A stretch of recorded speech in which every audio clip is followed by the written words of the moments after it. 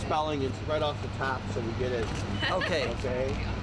My name is Tom Yachts, Y-O-T-S, and I'm the Executive Director of Preservation Buffalo, Niagara. What are you guys doing here, Tom? What we're doing here is we are here to support the approval of the nomination for historic designation of the Trico building. And we're here because preservation is a matter of public policy in the city. We actually have a law that was passed in 1974, and that law sets up a process for reviewing buildings and sites and determining whether or not they are important to the community and need to be preserved. So we feel that that law has been circumvented both in committee and at the Common Council, and we are asking that this now be acted upon and that the law be followed. We're urging the council to approve this because the way the law is set up, there are 9 criteria that are established for historic buildings. Only one of the 9 need be met in order to have a building qualify for approval. This building has been determined twice by unanimous votes in the Preservation Board to be eligible for 7 of the 9 criteria. So this building is clearly eligible, and it's a building that's on the state and national registers of historic places, which tells you something about its historic significance. So Preservation Buffalo Niagara is urging the Common Council to follow its own law and approve the designation of this as a local landmark. Why? So what do you want to do with this place? What do you see happening to it? Look around you. Look at all of the things that are happening in this community with historic buildings. We've just had a Society of Architectural Historians conference that came here. People from 26 different countries, and the reason they came is to find out what we're doing about preserving historic buildings in our community and finding ways to reuse them. You know, we have to realize we have economic realities in the Buffalo Niagara community. We are not a San Francisco. We are not a New York City where there are people who just can lavish money on projects. We have to have projects that are economically feasible, and we believe that this one is, and that it's economically feasible if it's done as a historic preservation project. The opponents say that the nature of the way the building was built, how it's just a conglomeration of several buildings all just kind of globbed together, and the enormous layout of the floor plate, it just doesn't render itself to being remade into another facility. Well, there are many of us who see that in a different way. I have a master's degree in architecture, and the first time I went through that building, I marveled at what there was. The fact that there are so many different levels to it, the fact that the spaces all are so different, that allows for mixed use. This is what we're talking about in a building that size. No one is going to have a 660,000 square foot use anymore, but there are uses that will add up to far more than 660,000 square feet. I point out 701 Seneca that's got over 1 million square feet in it. So I believe that there is a way to reuse this, and it can only be economically feasible through the Historic Preservation Tax Credit Project. What's the council doing something today on this? Or? They're doing it tomorrow. Tomorrow? Yes, tomorrow's the vote, and it's we urge them to do the only appropriate thing under the law, and that's to approve this. The council member was concerned that a lot of folks in the neighborhood said this is an eyesore. I don't want my kids to grow up around this. I mean, they brought up the neighborhood concerns. I mean, how do you tell a councilman who represents the people of the area that he should do something that the neighborhood has expressed in some way that they're not in favor of? I can understand why people would look at a building that has been allowed to be neglected for 20 years and come up with that determination. But we have to remember something. That's not what the building is going to look like when it's done. How many people felt that same way about Hotel Lafayette? I can remember people who said that building right over there, the Hotel Statler, should be torn down. I mean, because these things are eyesores. How is that an eyesore? And I feel the same way about Trico. And I'll tell you something. I wrote an article not long ago about Trico and about the fact that if you look at the Courier Express building that faces Main Street with all of its beautiful terracotta, that was where all of that money was expressed. But where was the money being made? It was being made behind it in buildings like the Trico building. That's what made our city rich, were these industrial buildings, and our community deserves to have these buildings preserved because it's part of their heritage. What's the present plan for that building? I don't know that I'm hearing a plan from the people who are currently the developers, but we have plans that we would like to see for mixed use in that building.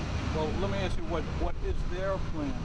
I understand that you want to do something different with it, but what are you concerned about?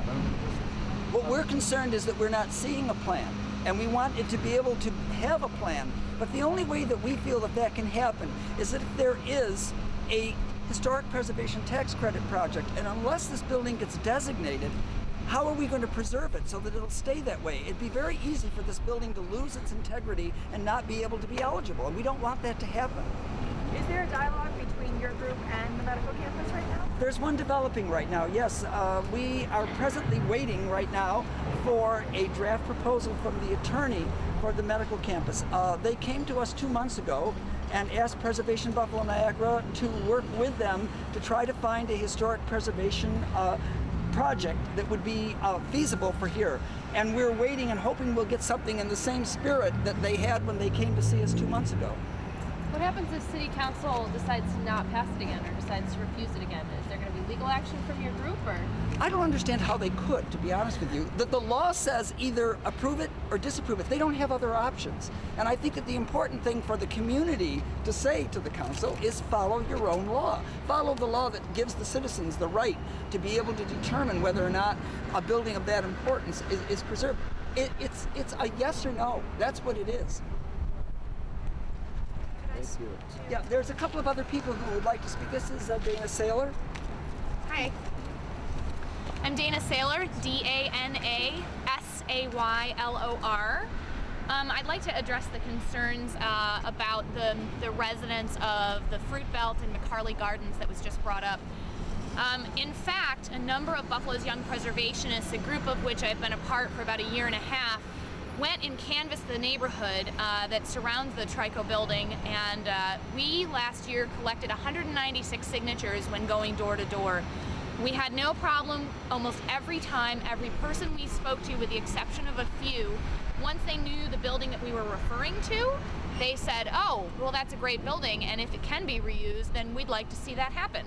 It didn't take convincing from us. They understood that the importance of a historic structure made sense, and if it could be reused for a variety of purposes, including maybe a grocery store, maybe some living space, maybe some retail, maybe some offices and labs for the Buffalo Niagara Medical Campus, they're in favor of that. So, you know, the issue is not that the constituents do not support it, it's just that the misinformation campaign that's been going on from the Buffalo Niagara Medical Campus, that it's not feasible, that there's all these problems, that there's not enough uses.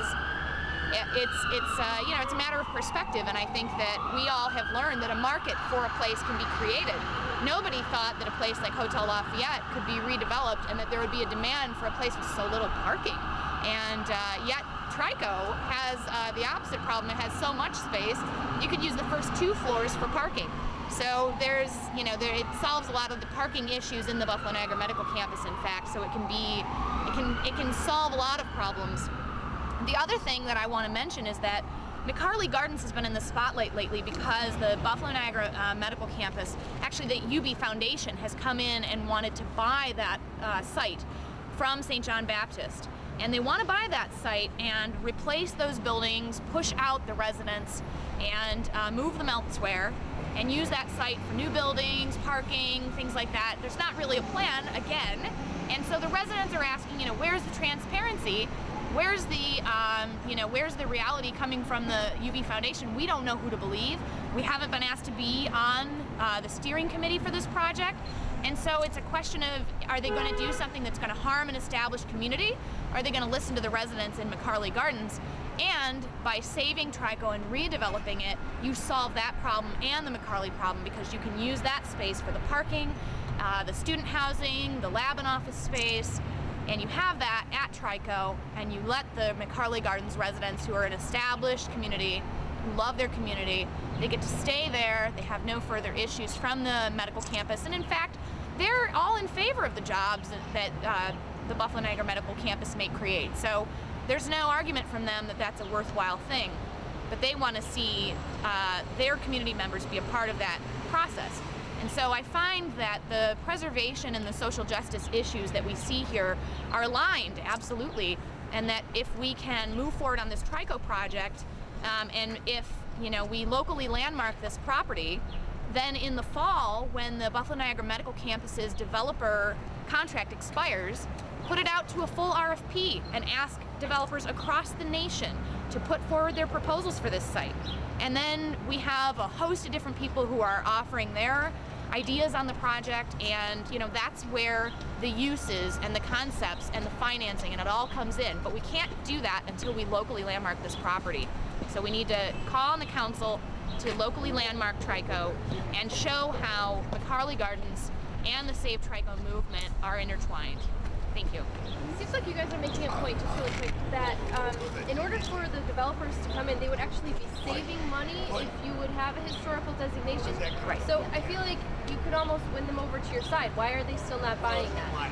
That is a great question. I think that the Buffalo Niagara Medical Campus, we don't know what their plans are for the site. We know that they've promoted the idea of potentially demolishing 50% of the structure. That's the Goodell scheme that they put forth in in one of their feasibility studies recently.